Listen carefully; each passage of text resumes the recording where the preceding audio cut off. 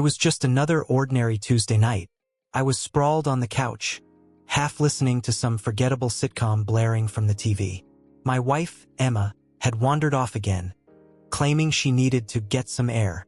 Meanwhile, our baby had finally drifted off to sleep after what felt like hours of lullabies and rocking. For the first time that evening, I felt a moment of calm settle in. That's when I made my first big mistake. I opened Facebook. Now, before you jump to conclusions, I wasn't snooping. Emma had left her account open on my laptop. My only intention was to log her out.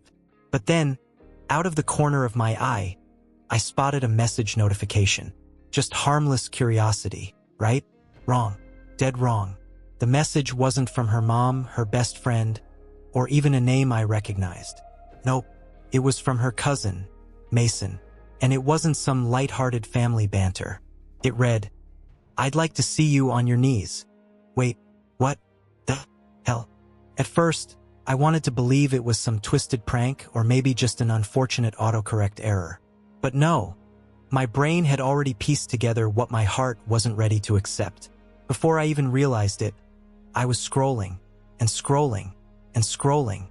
This wasn't just a single message.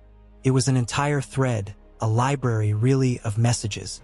Dozens, hundreds, maybe. Each one felt like a page torn from some lurid romance novel I'd never wanted to read. "Mason, you remember that time at the cabin?" "Emma, we were just kids, Mason." "Stop it. Mason, doesn't mean I don't still think about it." I froze. My stomach churned. Just kids didn't quite hold up when two adults were actively exchanging messages like this. The further I scrolled, the worse it got. This wasn't some innocent flirtation or boundary pushing between family members. It was a full-blown soap opera, just without the tacky theme music. Mason wasn't being mildly inappropriate.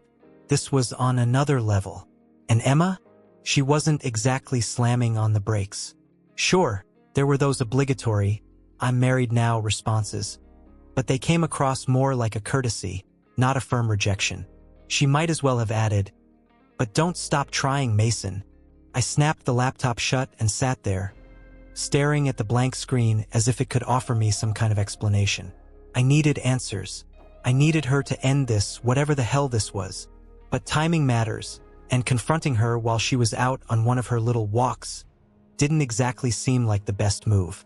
When she eventually strolled back in, carrying her usual carefree attitude, I tried to keep my cool. "Hey, babe," I said, forcing the corners of my mouth into something resembling a smile. "How was your walk?" "Good," she replied casually, grabbing a water bottle from the fridge. "Why?" "No reason except for the fact that your cousin wants to play out his gross little 50 Shades fantasy." Of course, I didn't say that out loud. Instead, I nodded, clenched my fists, and decided I needed more proof before confronting her. Every crime show I'd ever watched taught me one thing. You need hard evidence before blowing a case wide open. The next day, while Emma was at work, I dove back into the laptop. Yeah, I know, digging through her private stuff wasn't exactly a high point of moral behavior. But when your wife might be reliving Romeo and Juliet with her own cousin, moral high ground starts feeling pretty overrated. This time, I dug deeper.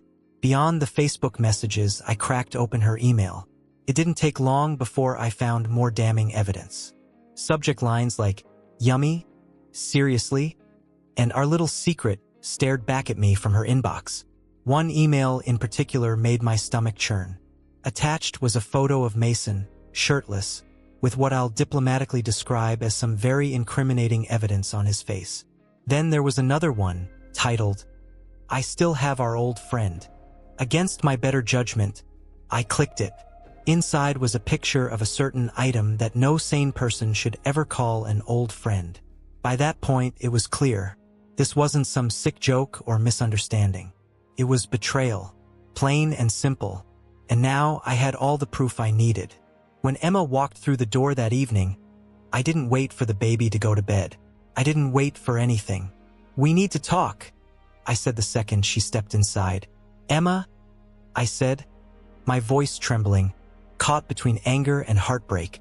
"We need to talk." She froze in the doorway, her hand still resting on the knob. "Okay," About what? I didn't see the point in sugarcoating it. About Mason. About what the hell is going on between you two. Her face went pale, like all the blood had drained from it in an instant. What are you talking about? Without saying a word, I grabbed the laptop and spun it around so she could see the damning evidence. The messages, the emails, the photos, it was all there, staring her in the face. Her eyes widened, and for a split second, I thought she might pass out. Then the tears started. Not small, quiet ones. These were big, loud, messy tears, the kind that came with shaking shoulders and heaving breaths. "It's not what you think," she sobbed, clutching her chest like she was the one being betrayed. "I didn't do anything. He's the one who keeps messaging me like that. I didn't know how to tell you." I let out a sharp, bitter laugh. "Oh, you didn't know how to tell me? So instead, you just went along with it? You sent him pictures. You called that thing your old friend. Please, Emma, enlighten me. I'm dying to hear how this makes any sense."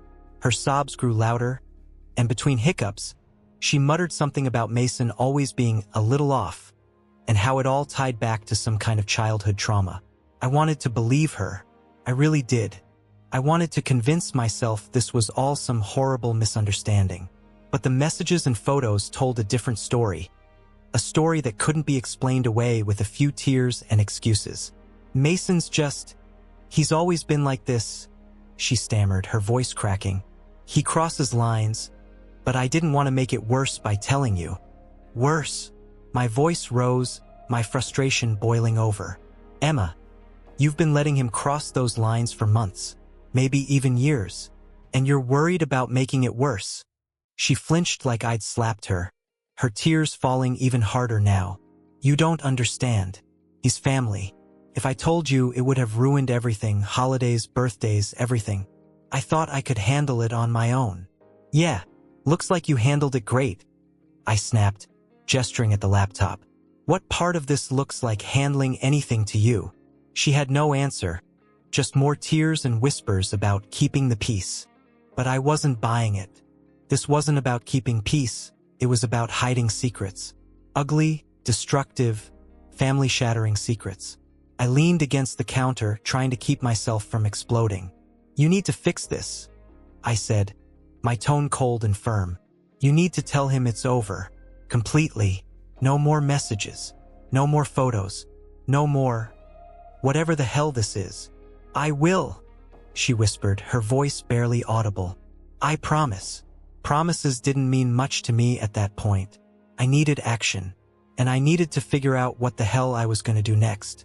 A few days later, while I was trying to lose myself in work and pretend my life wasn't falling apart, there was a knock at the door. When I opened it, there he was, Mason. The man actually had the audacity to show up at my house. My first instinct was to slam the door in his face, or maybe slam his face into the door, but curiosity or stupidity got the better of me. "What do you want?" I said, my voice colder than the dead of winter. He gave me this smug little grin, like we were old buddies. "I thought we should talk, man to man." I stepped outside, making sure to close the door firmly behind me. No way was I letting this conversation happen anywhere near my kid. "Talk? About what? About the disgusting messages you've been sending my wife? Or maybe about how you've managed to become the most confused family member in human history?" The grin vanished from his face. "Good. Look, it's not what you think," he started, his tone defensive. "Oh, it's exactly what I think," I snapped. "And if you're here to explain yourself, don't bother. I've seen the messages. I've seen the photos. There's no talking your way out of this." For a brief moment, I saw panic flash across his face. That was the first honest reaction I'd seen from him. But then, like a true coward, he switched to the classic defense. Denial. "Emma's been blowing this whole thing out of proportion," he said. "I was just joking around." "Joking?" I repeated, my fists clenching so hard my knuckles turned white. "You're seriously trying to tell me all of this?" I gestured toward the house, where my shattered marriage now lived. "Was just a joke." He hesitated, clearly realizing how pathetic he sounded. "Okay, maybe I crossed a line," Mason said, his tone shifting to something almost pleading. But you've got to believe me. Nothing actually happened. I didn't buy it. Not for a second. But the last thing I wanted was to escalate things into a public showdown on my own front porch. So I forced myself to take a deep breath and replied, "Stay away from my wife. Stay away from my family. If I see you here again, we won't be having a conversation." He got the message, at least I thought he did. Mason muttered some half-hearted apology and slinked off, leaving me standing there with more questions than answers. That night, I brought it up with Emma again. "Mason came by today," I said. My eyes locked on hers, searching for any hint of guilt or panic. Her eyes went wide, and her breath hitched. "What? Why?" "You tell me," I said coolly. "He claimed it was all some big misunderstanding. Care to shed any light on that?" She fidgeted, her hands nervously twisting the hem of her shirt as she avoided my gaze. I didn't know he'd do that." "That's not an answer," I pressed, my frustration rising. "What aren't you telling me, Emma?" Her shoulders slumped, and she sank onto the couch, tears spilling down her cheeks. "It's not just him," she whispered, her voice barely audible. My stomach dropped. "What do you mean it's not just him?" She buried her face in her hands. "There were other times," she admitted, her voice cracking. "Before we got married, I thought it was over. I thought I could move on." I stared at her, every word she spoke hitting me like a blow to the chest. "So this has been going on for years? And you still married me, knowing all of this?" She looked up at me, her face red and swollen from crying. "I love you," she said, her voice desperate. "I do. But Mason, he's always..." "Don't..." I cut her off sharply. "Don't try to explain this like it's normal, like any of this is okay. Because it's not." She nodded, defeated. "I'll cut him off," she said quietly. "Completely. I'll do whatever it takes to fix this." Could it be fixed? I wasn't so sure anymore. Cutting Mason off sounded like a step in the right direction, but I'd heard her promises before. Words were easy. Action, that was what I needed. And Emma? She was full of words. Apologies, excuses, and empty reassurances. The atmosphere in the house grew suffocating. Every time her phone buzzed, my blood boiled. Was it Mason? Was there more she hadn't told me? I couldn't live like that, constantly second-guessing and waiting for the other shoe to drop. So, late one night, around 2 a.m., I made a decision. While Emma slept soundly next to me, her phone charging on the nightstand, I reached for it. Right beside it was a photo of us on our wedding day, a picture that now felt more like a cruel reminder than a cherished memory. I hesitated for a moment. If I found nothing, I'd look like a paranoid fool. But if I found something, at least I'd know the truth. The lock screen didn't reveal much, but as I scrolled through her messages, I hit pay dirt, or more accurately, a ticking time bomb. There it was, a fresh message from Mason, time-stamped earlier that evening. "Mason, I miss you. Just say the word, and I'll be there." And her reply, "Emma, you know I can't. It's too risky now. He's suspicious." The words blurred as rage clouded my vision. Too risky now? Like this was some game they'd been playing, and I'd finally stumbled onto their rulebook? My hands shook as I scrolled further, finding more of the same. Late-night texts, flirtatious comments thinly veiled as jokes, and her attempts to keep him at bay while still leaving the door ajar. That was it. I couldn't stay silent any longer. "Emma," I said, my voice as cold as the night air. "Wake up." She stirred, her eyes fluttering open, groggy at first, then sharp as she saw the glow of her phone in my hand. For a split second, her expression betrayed her. Panic, guilt, maybe even fear. "What are you doing with my phone?" she asked, her voice unsteady. "Wrong question," I shot back, my tone biting. "The real question is, what the hell are you doing with him?" I held the phone out, Mason's latest declaration of love glowing on the screen. She sat up, rubbing her hands over her face like she could somehow erase the mess she'd made. "It's not what it looks like," she muttered weakly. I let out a bitter laugh. the kind that comes from disbelief and anger rolled into one. You know, if I had $1 for every time someone said that in a bad movie, I'd be sitting on a beach somewhere right now. So go on, Emma. Tell me what it actually is. She looked at me, her eyes wide and desperate, like she was begging me to believe her. It's complicated, she said softly. Complicated, I repeated, my voice rising with every syllable. You're texting your cousin, after everything that's already happened, saying it's too risky now. Risky? Emma? Seriously, risky? The tears started again, her default defense mechanism. I didn't mean for any of this to happen, she sobbed. I've been trying to end it. I have, but he doesn't listen. I shook my head, the anger bubbling over. Don't you dare pin this on him, I snapped. You let this happen, Emma. You didn't shut it down. You encouraged it. And now you're sitting here playing the victim. Her tears stopped as quickly as they'd started, replaced by anger of her own. You don't know what it's like, she shot back. He's family. I've been dealing with this my whole life. I didn't know how to stop it without ruining everything. Well, guess what? I said, my voice dripping with sarcasm. Everything's already ruined. She didn't argue. She didn't defend herself. She just sat there, staring at the floor, like she'd finally run out of lies to tell. The next morning, I packed a bag. I couldn't stay in that house for another second. Not with her. Not with her lies. And definitely not with Mason's shadow looming over everything. I kissed our son goodbye, whispering a promise that I'd see him soon, and then I walked out the door. Before I left, I did one last thing. I sent Mason a message. It wasn't a threat. It wasn't a fight starter, though I'd be lying if I said I didn't want to. It was a warning. If I ever see you near my family again, I won't be responsible for what happens next. He read it almost immediately. No reply. Coward. That night, I checked into a hotel. As I stared at the ceiling, the weight of it all finally hit me. My marriage? Over. My trust in Emma? Shattered. My life felt like it had been flipped upside down, torn apart and set on fire. But one thing was clear. I wasn't going to let this destroy me, and I sure as hell wasn't going to let them get away with it.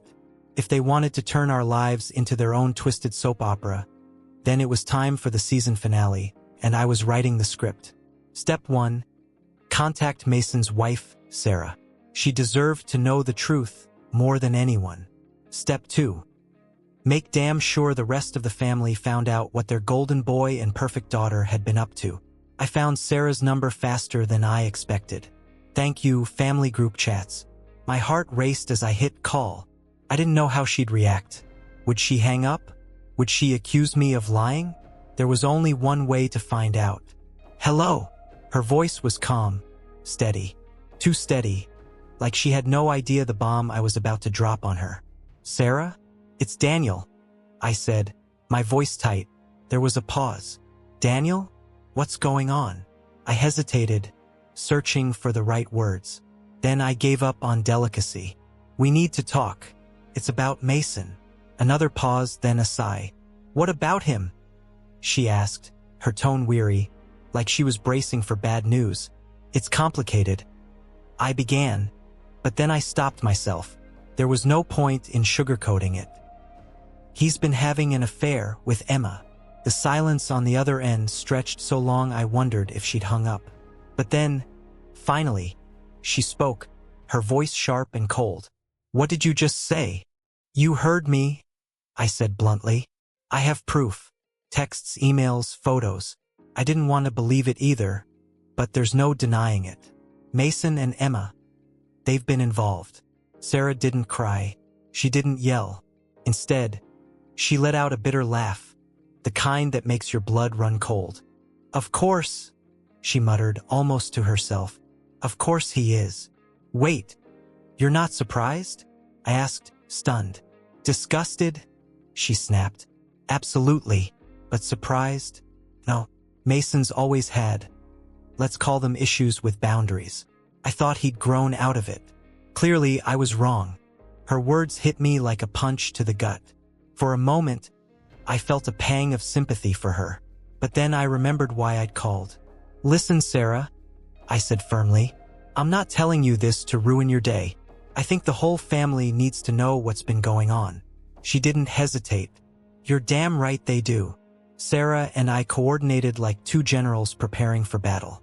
She took charge of Mason's side, rallying his parents, siblings, and a few other close relatives. I handled my end, ensuring Emma wouldn't have any clue about what was coming. The meeting was set for the following weekend at Mason's parents' house. Bold choice, I thought, but if you're going to burn bridges, might as well do it right in their backyard. When the day arrived, I felt like I was walking straight into a lion's den. The living room was packed with family members, all blissfully unaware of the storm about to hit. Mason looked as smug as ever, probably assuming this was just another routine family gathering.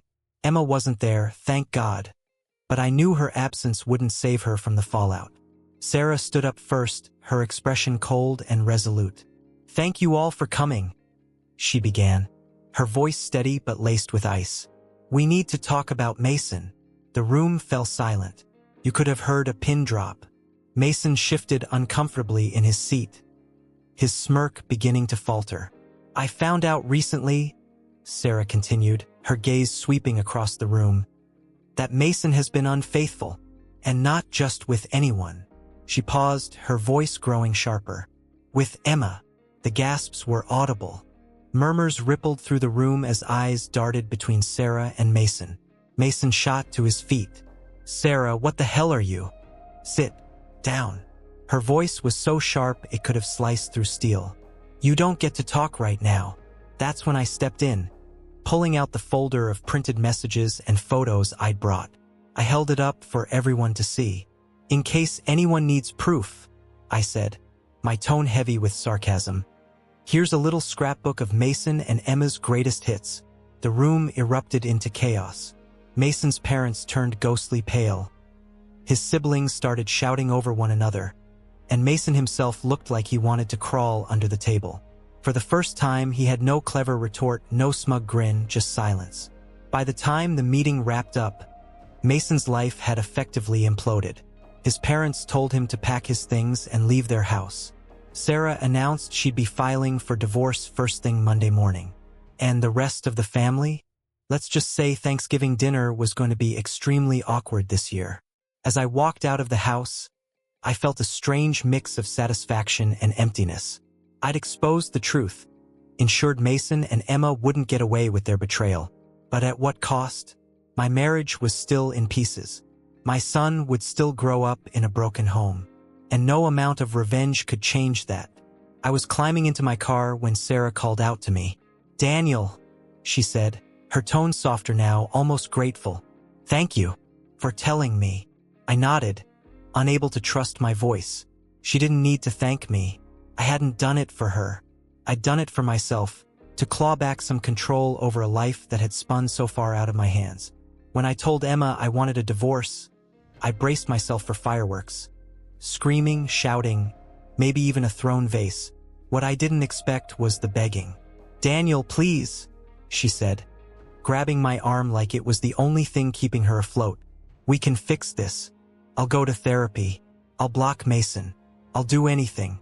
Just don't give up on us." Her tears were relentless, soaking into my shirt as I stood there, stone-faced. Part of me wanted to believe her. Part of me wanted to hope there was some version of the story where we could piece things back together. But every time I considered it, the memories came flooding back. Those messages, those lies, the betrayal that cut me to my core. "It's over, Emma," I said, my voice firm as I pulled my arm free. "You made your choice. Now I'm making mine." Her sobs turned into desperate wails as I walked away, leaving her crumpled on the floor. I put the divorce papers on the table and walked out. It wasn't easy. Every step felt like it weighed 1,000 pounds. But I knew if I stayed, she'd find a way to manipulate me again. I knew I had to stay strong, for myself and for my son. But then I got a call from Emma's parents. It must have taken them a while to process everything. Her father, Thomas Still, was the one to call, and his tone caught me off guard. It was firm, direct, and carried an undertone of exhaustion. "Daniel, we need to talk," he said, Come by the house this evening. Brenda and I have some things we want to discuss. When I arrived, Thomas and Brenda were waiting in their living room. Their faces were heavy with the weight of all they'd learned. There was no small talk, no awkward pleasantries. Thomas got straight to the point. "We're sorry for what you've been put through," he said, his voice steady but grim. "Emma's actions are inexcusable. We want you to know that we support you, no matter what decision you make." Brenda nodded, her eyes shimmering with unshed tears. "This isn't the daughter we raised," she said softly. "We can't imagine how hurt you must feel, but please know that we're here for you and for your son." Hearing those words from them stirred something complicated inside me. On one hand, I appreciated their support. On the other, it felt surreal to witness the cracks in the picture-perfect family Emma had always insisted she came from. But I needed answers before I could move forward. "What happens now?" I asked. "With Emma? With Mason? With everything?" Thomas's jaw tightened, his expression hardening. "Emma has been told, in no uncertain terms, that she will stay away from Mason. Permanently. If she doesn't." He paused, exchanging a look with Brenda before continuing. "She risks losing custody of her son, and will back you in making sure that happens." I raised an eyebrow, caught off guard by his bluntness. "You'd really do that?" Brenda's voice was soft but firm.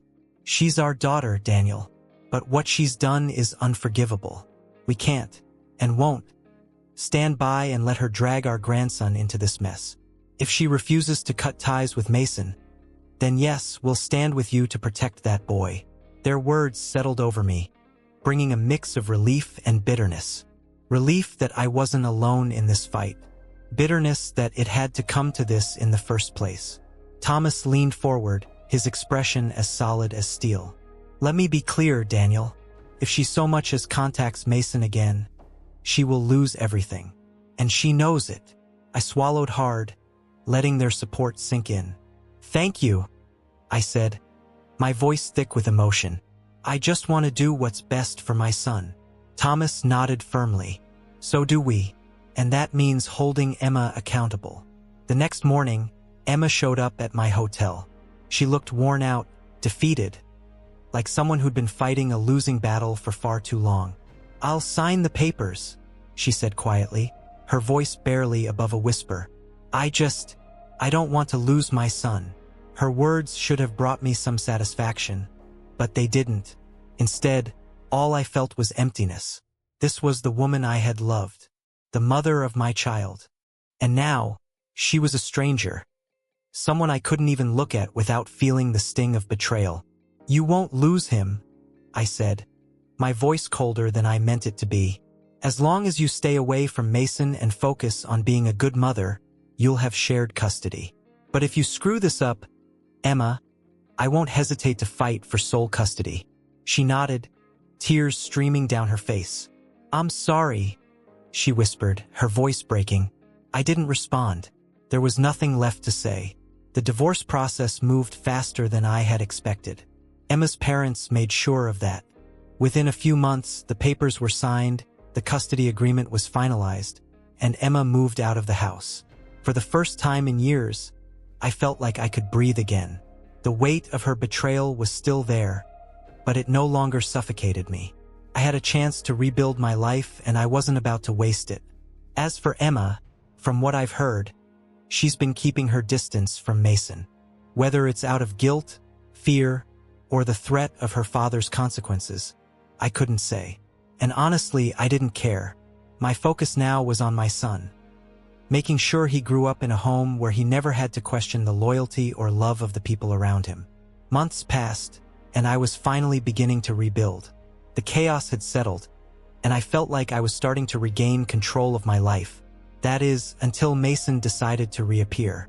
It began with a pounding at my door, loud enough to shake the frame. Not a knock, but the kind of force that announced trouble.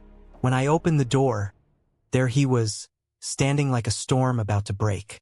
"You ruined my life, Daniel," he shouted, his face twisted with fury. "Do you even realize what you've done?" I stared at him, half in disbelief, half in annoyance. "What are you talking about, Mason? You know damn well," he spat, jabbing a finger in my direction. "I'm a pariah. My parents disowned me. I've been cut out of the will, and the whole family treats me like some kind of monster. All because of you." I crossed my arms, leaning casually against the doorframe. "No, Mason," I said evenly. "This isn't because of me. It's because of you. You're the one who couldn't keep boundaries straight. You made those choices, not me." His voice rose, his composure cracking. "You think you're so righteous, don't you? You think you're better than me." "I don't think," I replied calmly. "I know, because I didn't destroy 2 marriages and my own family for selfish, twisted desires." That's when he snapped. Mason lunged at me, his fists swinging wildly. But I was ready. I reached into my pocket, pulled out the pepper spray I'd started carrying after everything went down, and gave him a direct hit to the face. He stumbled back, clutching his eyes and screaming, "You son of a—" "Save it for the cops," I said, already dialing 911. By the time the officers arrived, Mason was sitting on the curb, still rubbing his eyes and muttering threats under his breath. I calmly gave my statement, handed over the footage from my doorbell camera, and watched as they cuffed him and loaded him into the back of their squad car. Mason ended up serving a short sentence for attempted assault, but his real punishment came in the form of his life unraveling completely. His parents didn't just disown him, they made sure everyone in the extended family knew exactly why. Even the few relatives who had initially defended him turned their backs after his outburst. In the days that followed, Emma's family rallied around me in a way I didn't expect. Thomas called to thank me for handling the situation with restraint, while Brenda sent over a casserole with a heartfelt note that read, "We're so sorry for everything you've been through. For the first time in a long time, I didn't feel like I was fighting this battle alone. The weight of everything still lingered, but now I had people in my corner. People who genuinely wanted to help me move forward." As for Mason, he had plenty of time to reflect on his choices behind bars, with no family, no inheritance, and no support to lean on. His life had crumbled entirely, and for once, I didn't feel the slightest bit guilty about it.